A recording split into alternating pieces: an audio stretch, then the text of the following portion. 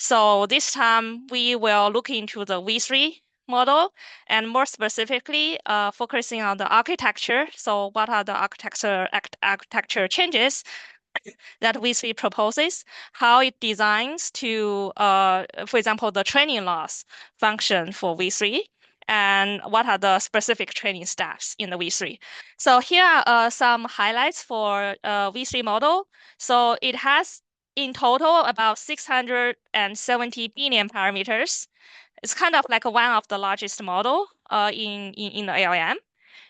But it has a mixture of experts architecture, which means that it will only activate a subset of the parameters during inference, so that it balance between the optimal resource utilization and also the model performance. So actually, at the inference, only 37 billion parameters got activated. The model was trained on a data set, like pre-trained on a data sets, unlabeled data sets of 15 trillion tokens, and it's equivalent to 11 trillion words. If you see their paper, like in the author list, they have a specifically team dedicated to data curation. Um, and DeepSeek-V3 is able to achieve comparable or better performance at the time of release. I think right now, and again, the landscape changed, right? After DeepSeek is released, I think right now there's another set of new model coming out. But at the time that V3 is released, it's able to achieve better or comparable performance comparing to Cloud 3.5 and GPT-4. And also it claims to use like about 2.8 million GPU hours to train the full model, comparing to the 30 million GPU hours to train the Llama 3 model. And the best efforts is open source. So it has open source the technical report, the model weights. And right now, I think it's also gradually releasing their codes, like open source their codes to train the model.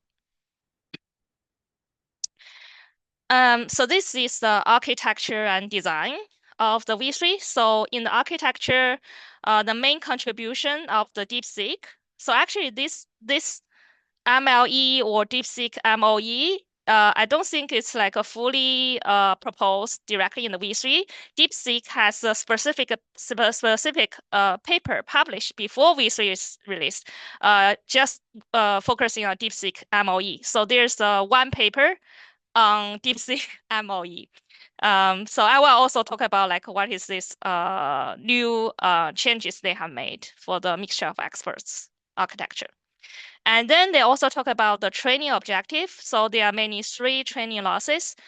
So the first is the first two, like 3 and 4, both focus on load balancing of the mixture of expert routing. So basically, this is to prevent that one expert get overtrained while the other expert get undertrained. So this load balancing is to make sure that all the experts get sufficient exposure to get trained. And then they also employ a multi-token prediction. So this is kind of similar to the next token prediction that we are all familiar with. To train a GPT model, they just extend it to not just to predict the next token, but to predict the next few tokens following up. So this is the overview of the talk. So if you look at the DeepSeek architecture, so it uses the decoder, the same decoder architecture. The main change is that in the attention layer, so this is a self-attention layer, they use the multi-hat attention. I mean, usually people just use the multi-hat attention, and to optimize the computing resources, they use the latent attention to reduce the dimensions of the hidden vectors. And then the other proposal is for the feed-forward network. Instead of a fully forward connected network, in DeepSeek they use a DeepSeek mixture of experts. So it's a extension, I think, developed based on the original mixture of expert architecture, and then it designed more finer, greater details expert, and also has distinguished the shared expert and the routed experts, which I will give more detail next. So that's the overview of the architecture changes of DeepSeek V3. I think majority of these changes, one is for to optimize the computing resources, and the second is also for better performance. That in their original MOE paper, like not the V3 paper, but in their original paper for the DeepSeek MOE changes, they are able to show that this routing is able to give better model performance. To understand that, let's first recap on what is a multi-head attention. So this is a proposed in the original transformer model, right? Like in the attention, basically we all know like the attention depends on the value, key, and the queries matrices, right? And the multi-head means that instead of to learn like one set of value, key, and query, they learn like multiple copies of value, keys, and queries, and then they concatenate the attention outputs together. So basically the idea is like each attention will just focus on one specific concept or idea. And then basically you can scale that up and then you can learn multiple set of attentions. For example, the it over here, like one attention may learn to focus on the animal, the other attention may focus on the street, etc. Right? So we can decompose the attention into more granular specific attention or concept. So that's the motivation for the multi-head attention. The other background context is the key value cache. So I also want to cap over here. So the idea of the key value cache is to reduce the computation of the inference at the inference time because many of these, like especially the key and the value matrices, will stay the same for each of the tokens, so they can pre-store it instead of recalculate it on the fly at inference. So basically, they trade in more memories to save these keys and also this value, like key and value matrices, like they cache it at inference so that only queries get calculated at inference time to reduce the inference time there. But that also comes at compromise or like a trade-off that you will need to use like a kind of, you know, have the cache memories, right? So for the LLM, the key value cache can be also quite large where you want to store the key and value matrices in the cache. Okay, so that is the recap of the multi-head attention and KV cache. And then let's see like what proposals is from the multi-head latent attention. So previously, as you recall, in the KV cache, you need to store all the key and value matrices, which can be quite large and require much more GPU memories. Well, over here, they do a down projection. So this is your like kind of the input. So basically, you just see it as the input to your self-attention. So this is your input, and then they do a down projection to be a more condensed vector in low-dimensional space. And then they so it's over here. So down projection into a latent vector, and then they can do an up projection to recover the keys and values. So instead of storing the set of copies of all these keys and values, they just store the latent representations for these keys and values. And actually, they share the latent representation for both keys and values. And then they also have like a latent representations for the queries. And then you need to do the up projection to recover the original matrices of the queries. And what is actually gets stored in the cache is only this latent vector, like this latent KV latent vector.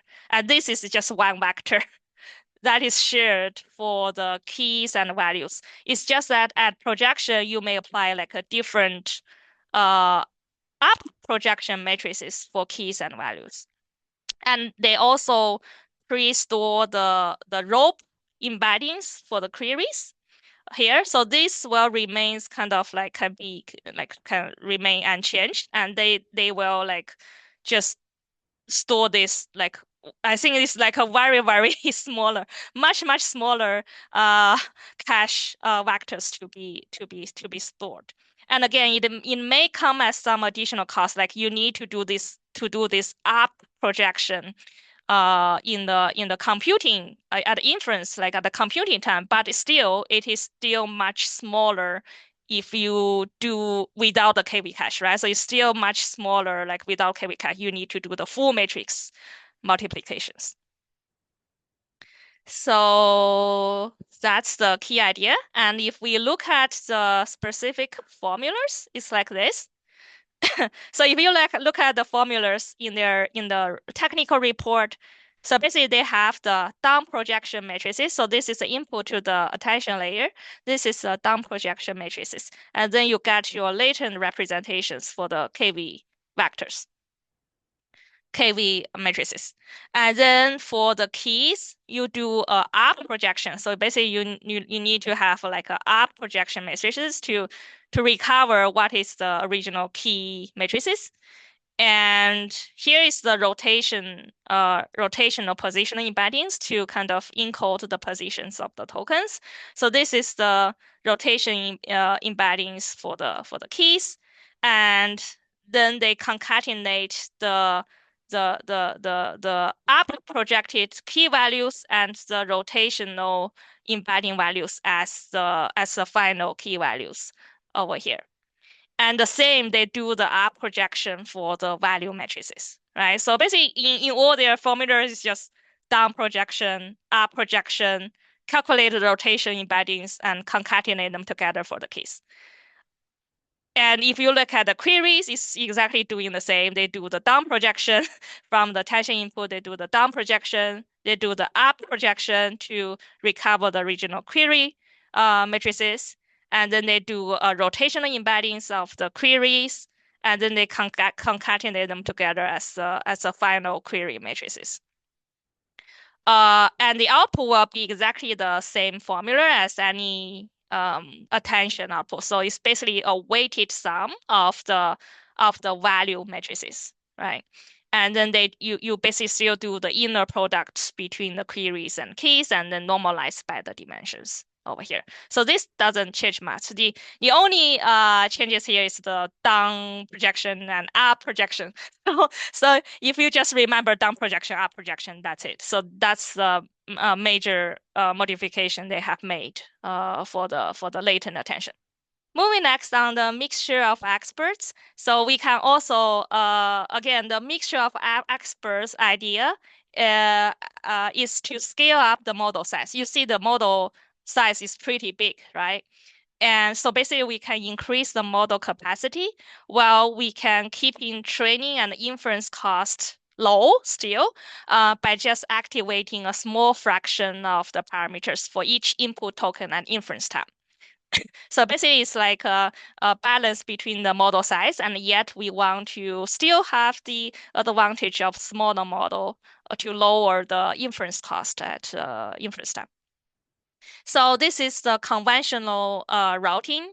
It's like so this is to replace, again, the fully forward connected layers, right? The FFN in the attention module. So over here, instead of fully forward connection, you have a router. You have a router here. And then this is your learned experts. So these experts are not is not intuitive, carefully designed expert. This expert is just separate. You can think of it like a one fully forward layer network, learned expert, right? So you just define like N FFN network here, and each FFN is an expert. And again, what this expert is going to learn is just based on the data you feed it in and based on the training. There's no specific design of, oh, you want this expert to learn, say, math, and you want the second expert to learn coding. It's not like that. So all of these experts are self-trained and self-learn through the training process from the data you feed to the model. Yeah, that's the original idea of the mixture of experts model. And what the DeepSeek MOE proposed on top of this original architecture is they even double the experts. So they call it a fine-grained expert. To me, this is just they actually able like double the size. So basically, they have more experts, and they want the expert to focus on even more finer, granular task. And again, they don't design what specific task like this.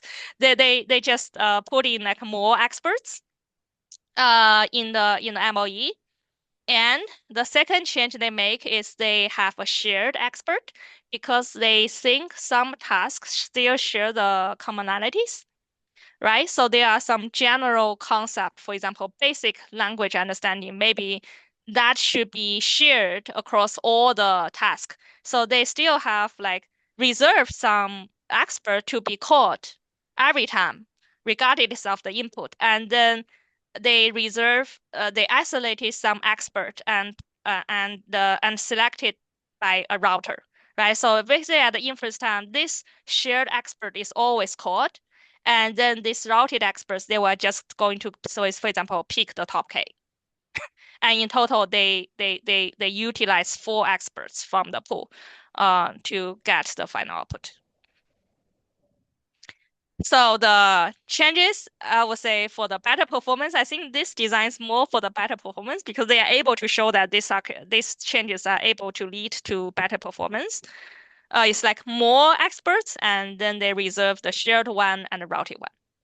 Once you know the kind of the overall kind of um idea, right? And then you look at the math formula, it will be it will be more straightforward to understand. So basically, this is your final output.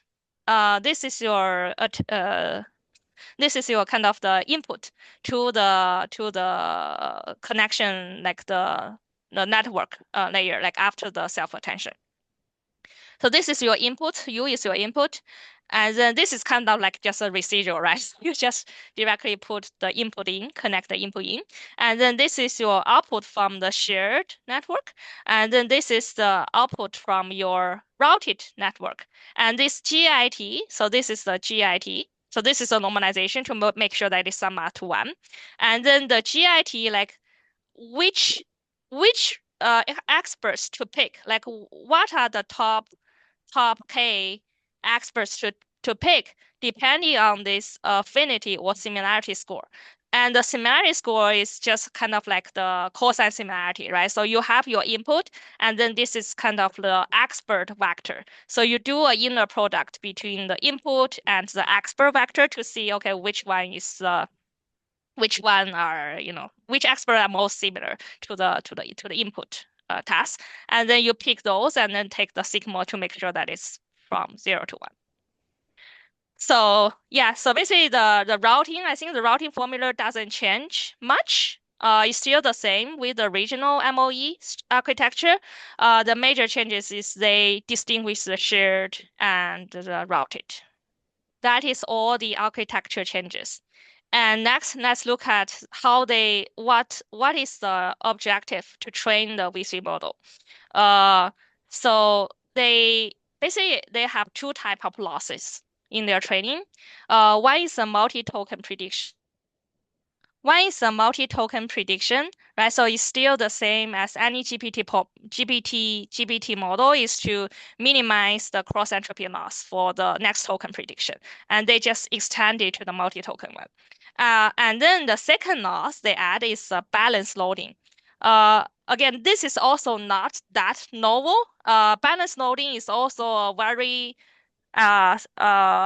actively studied topic in the MOE, like mixture of expert literature, because people identify that without the balance loading, your MOE may be ill trained because some experts may get undertrained because they never get picked. It may end up that you may just train maybe a small portion of your MOE, and then that will not realize the full power of the MOE.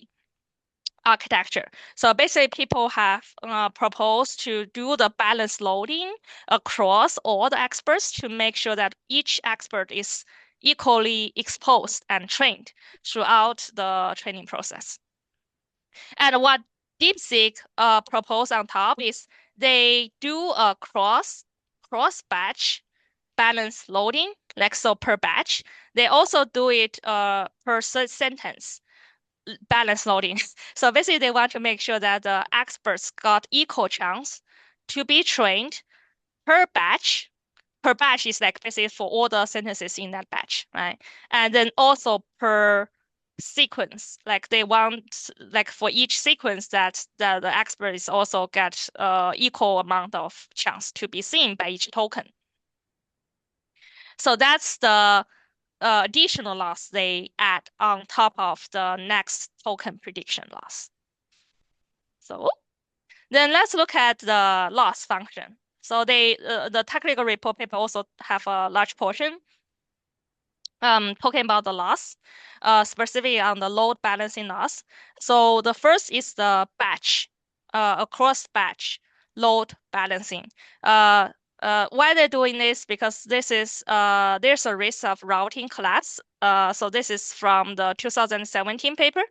So actually the MOE architecture, I think it was originally proposed for, to LSTM. It's like the sequence model is even not proposed to the large language model or transformer model. The MOE idea was very early proposed to as a changes to the LSTM, like long short-term memory model. And then there are many issues people find with the MOE architecture. And then they also like this routing collapse, right? The model will always sit next to a few experts instead of all of the experts can play their role in their training. So this issue was detected very early. And then the researchers are studying, okay, how can we solve this routing collapse issue? And also, if the experts are well trained, it can be distributed across multiple device, multiple nodes, and can help alleviate the computation bottlenecks. Like instead of keeping calling that one node, you can distribute the computing across the devices. I think this is also related to the infrastructure optimization they have made there. So why they call it loss free? Because it is not added to the training loss function. They just do a very practical, very practical adjustment to how they want to balance the workload across experts. So they just add a bias term on top of the similarity score, right? So this is the similarity score between the input and the expert. And then they add a bias term to the similarity score. And this score is used to determine, okay, the highest G experts got selected. Like for example, the top K expert, which has the highest G values, will get a higher chance of selection. Then how do they adjust the bias, right? So if the expert, so it's very intuitive. If the expert is overloaded, like if the expert is like majority of the time you just keep activating that one expert, then the bias term will decrease by a certain value. So the bias term for that expert will decrease so that you decrease the chance of selection for that expert. And if the expert never got activated in the top K, you will increase the bias term for that expert so that you increase the G value for that expert so that next time they get a higher chance to be selected. And this gamma is just a hyperparameter controlling the bias update speed. So this is a very intuitive adjustment they make to change the G value. Like instead of fully relying on the similarity score, they introduce a bias term and then they adjust the bias vector based on their expert workload, their current situation. Okay, that's the batch. I think it's an intuitive load balancing trick. The other is the sentence. They also want to balance the expert workload across tokens per sequence. And then this loss is added to the training loss objective. So this is not So if you see the name, one is loss-free, means that it's not in the objective function. This is just a intuitive dynamic update for the bus. And this sequence-wise loss is added to the objective function. There. So basically over here is also intuitive. Like you have your load distribution. So basically the percentage of the time that the experts get activated per sequence. And then this is a probability of that expert being selected, right? So if the load you observed for the expert is too high, we want to minimize this loss. We want to minimize this balance loss, which means we want to decrease the probability of that expert being selected, right? So this is what it means. So if you observe the load distribution, load for that expert Fi to be too high, you want to decrease the probability of that expert being selected. So that's the overall interpretation of what is balance loss is. This is specifically how they calculate the workload. So in regards to how they calculate the workload is, yes, again, I think it's just some calculus of how many times that expert I got selected. So this is just an indicator whether the similarity score belongs to the top K, right? Like the similarity score of that expert and the input belongs to the top K, and this is an indicator like the number of the times that the expert got selected for that input. And then this is a sequence length from 1 to t. So it's a number of tokens. So basically you do the token, it is per sequence, right? So you want to see out of the number of tokens in the sequence, how many times that expert got selected. And then you multiply it by the NR. So NR is the number of experts divided by the number of experts selected per token, and T is the number of tokens in the sequence. So basically, after that, you calculate, you just calculate out of all the selection possible selections, out of all the possible selections. So basically, it's the number of experts per token plus the number of tokens is this is how many selection you need to make. And out of the total selections, how many are from the expert I, right? So that's the meaning of this. How many selection are from the expert I? So this is the expert load. And then the expert probability is still the same, right? So it's still the inner products is nothing different from the original MOE calculation. It's still the based on the similarity. And then you put it together. Yeah. So your balance again the probability of selection and workload, and then you put it together, and then you control how much weight you want to optimize for the balance loading by alpha here. And this is just how you calculate the workload, how you calculate the probability of being selected. One last step to complete the training objective is the multi-token prediction. So the multi-token prediction is nothing but you care for the next few tokens instead of just next one token. That's the only difference, right? So instead of just always like given the first four outputs, you originally people just do the next token prediction, like just do the fifth one. While here you're trying to do the next few ones together, and then you calculate the loss of all the four together. So basically it's kind of doing a longer sequence prediction over there. Yeah, so that's the recap. That is the overview of the training loss. The total loss is the multi-token cross entropy prediction loss plus the balance and loading loss for the experts. So this is MOE evaluation from the original DeepSeek MOE paper. So this is the paper before the technical report for V3. And then they are able to show that using the more granular experts and using distinguish the shared and routed ones, right? Remember, there's a shared one always get activated, and then there's a routed ones. And they're able to show that with the comparable activated number of parameters, this is like a traditional architecture of how we do the MOE. And it's able to show that with the new MOE architecture, they are able to improve the performance across the board with with this new MOE architecture. And another ablation study they have done is quite also very interesting. So basically this is like a different data set. And then why? This is just a performance. So this is performance per data set. And then they do, for example, 0-shot expert plus 2 out of 16 routed experts. So this is a traditional MOE. And then they do one shared expert. So in total, you still have 16 experts.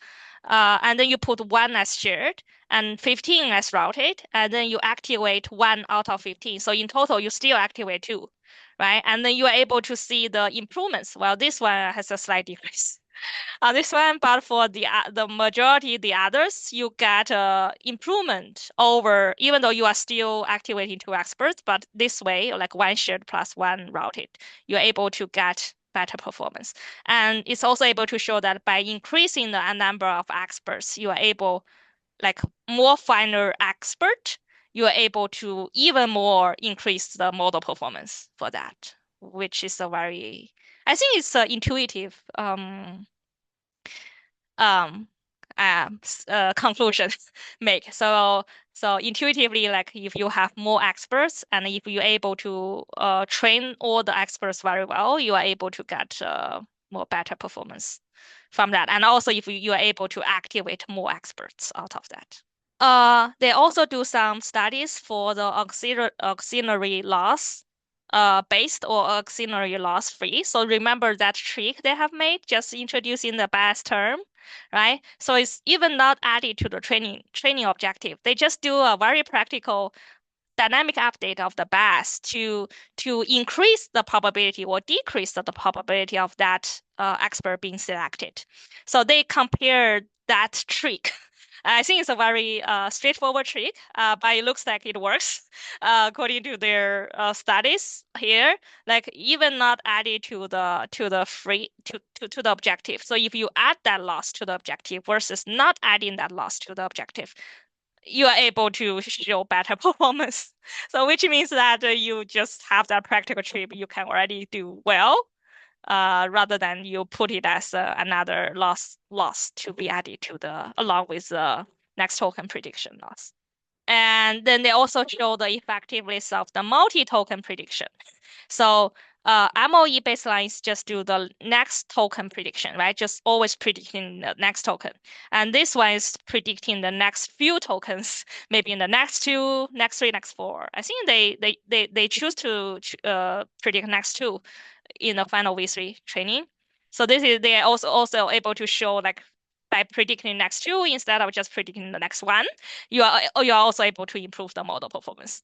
There. So yeah, and I think some improvement are quite big for some task somehow, which means that corresponding task may the sequence, like the longer the sequence, maybe the better the performance. That the task the longer the sequence may have a better representation for the difficulty and the complexity of the task.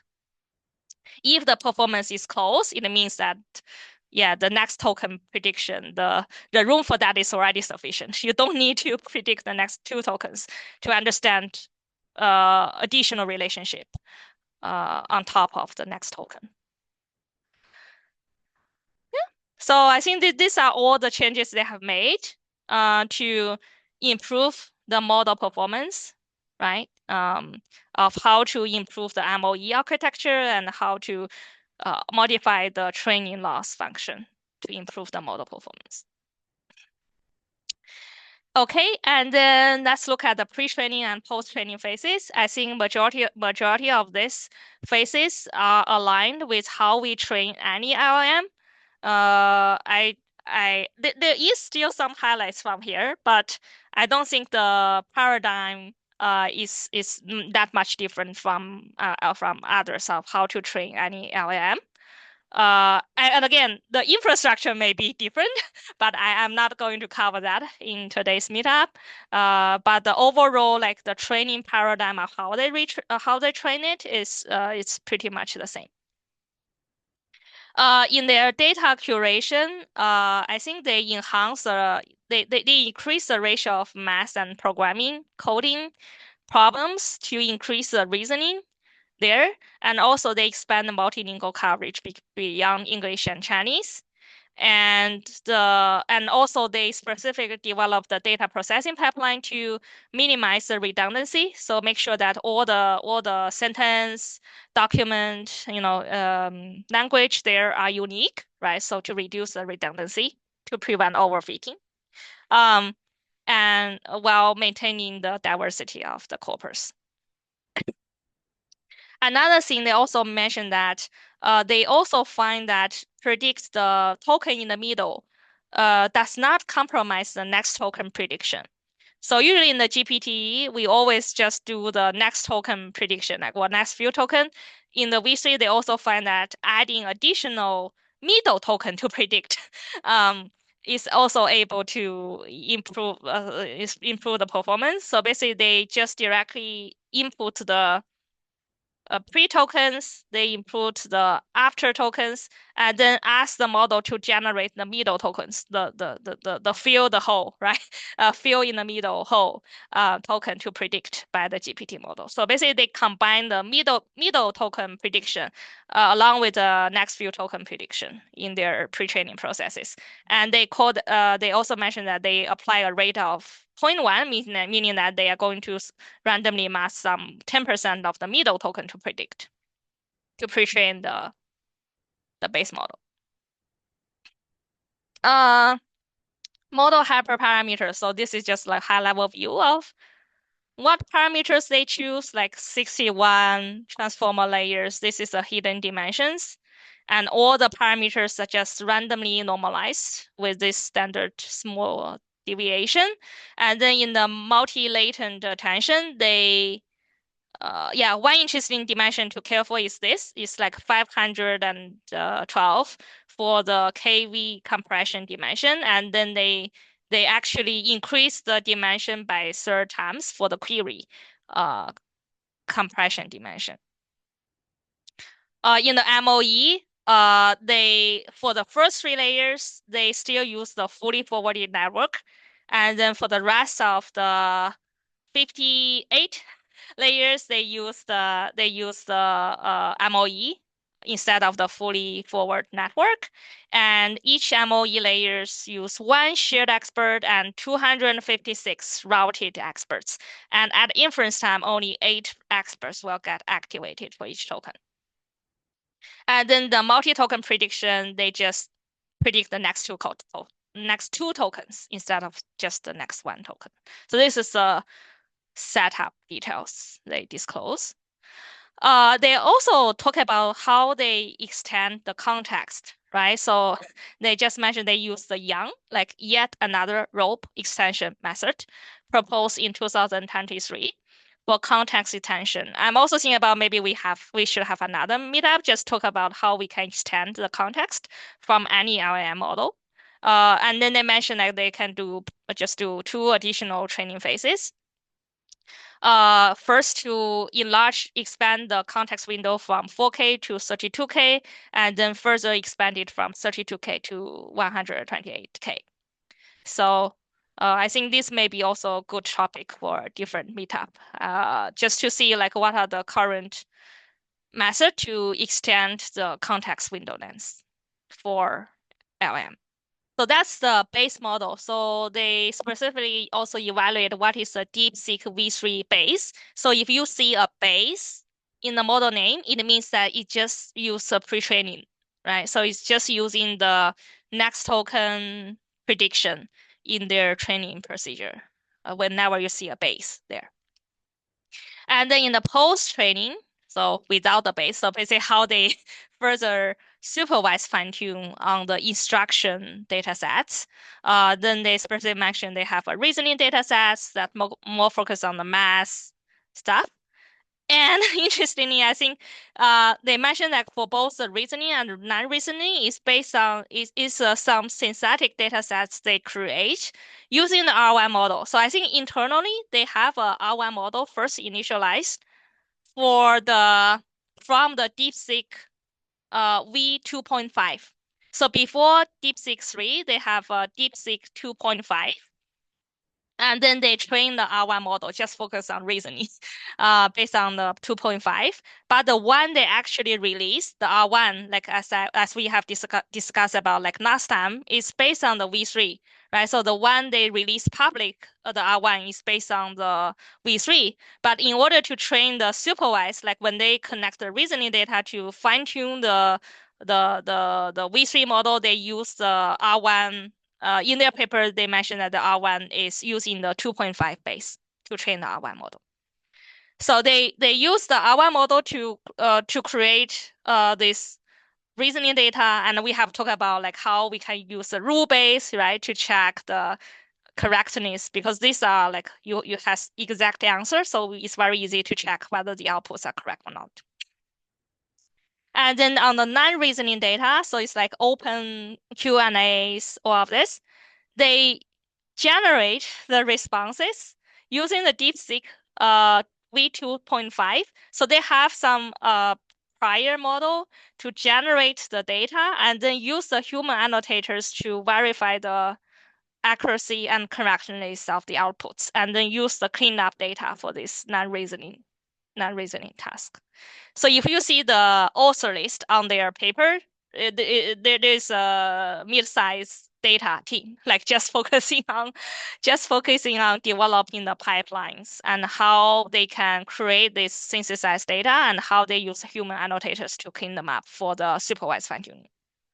And then they also do some reinforcement learning, right? So they also do the rule-based RM using the GRPO. And again, we specifically talk about these details in our last meetup in the R1 talk about how it evolves from the traditional actor-critic reinforcement learning to the PPO and to GRPO, right? So in their reinforcement learning, I think the DeepSeek is a favor of the GRPO approach, because the GRPO kind of simplifies the computing resources, that it just use like a one policy model and no critic model there. So basically over here, they still use a rule base for the reasoning problems, for the reinforcement learning part, and then for the open Q&As, right? There's no straightforward rules to evaluate. They use the supervised model checkpoint, trained with human preference data, to estimate, or okay, how well is the answer or the output according to the original task and instructions. So they just use their own supervised checkpoint model to train with human preference data to estimate the reward for the open Q&As. And then if you look at the evaluation, and again, like they specifically focus on the base and without the base. So with the base is just pre-trained, right? No supervised label used. And then they compared with the Llama 3 base, Quen base, and also their prior version of DeepSeek V2. And then they are able to see the improvement across the board. And some of the tasks is like comparable to English, like English task is still comparable to Llama 3. But for the reasoning task and specific like a Chinese task, like DeepSeek V3 has a huge advantage over the Llama 3 base model. And after you do the supervised fine tuning and reinforcement learning, you get your V3. Right? So this is with the supervised labels. And then they are able to compare it with all the open source and closed source, including the Cloud 3.5 and also the GPT-4. And then I think the English, I would say still just comparable, some wins, some loses on English.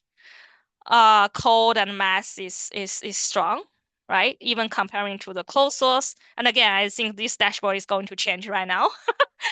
After DeepSeek is released, I think the closed source company is also like 3.7, right? Like cloud is also released. I think the competition is getting more like harder after DeepSeek release the open source model. But I think as an open source model, I think the performance still, I think it's the very first time that we see that competitive like open source model like has better performance on the reasoning at the time of release comparing to the closed source model. So it's quite um, promising for the open source community. And then they also say about they evaluated on specifically on the English open-ended conversation evaluations. And I think this metric is the win rate comparing to the other LLMs. So they're able to show that the DeepSeek is able to have better win rate comparing to the GPT-4 or Cloud 3.5 at the time of release. And then they also compare it on the chat heart. So these are, I think, more like also on the safety data benchmarks to see that the V3 model is able to have comparable performance with the closed source model. Like for example, on the reasoning on the GP4, the November release is I would say like a slightly lower over here. But like on average, it looks like on average it has an advantage of this version of GPT-4 and the 3.5 cloud. Yeah. So that's what the evaluation they have done. And then again, DeepSeek R1 starts with the V3 base, right? So we have talked about it in our last meetup, and the recording is already published here. So if you already know about the VC base, and right now, if you look back at the R1, it may be even clearer to you of how they train the R1 model. So basically, this is a workflow of how they train R1. So they start with the V3 base, and R1 shares exactly the same architecture, right? So all of these architecture changes also applies to R1. The only difference is that the R1 directly starts with the reasoning RL instead of a supervised fine tuning. So like they use supervised fine tuning for warm start, and then they directly use large scale reasoning RL to specifically focus on the reasoning task. Yeah. So and I think they also use the DeepSeek-V3 data in the later supervised fine tuning for the R1 model to extend the capability not just on reasoning, but also on the open Q&As task. Yeah, that's the end of today's talk. And I'm going to publish all the recordings to this channel, and I'm also going to upload my slides to the GitHub. Right, so if you see the discussion in the meetup page, you are able to see the GitHub. I can also copy it in the chat. The GitHub link where you can get access to all the slides as well.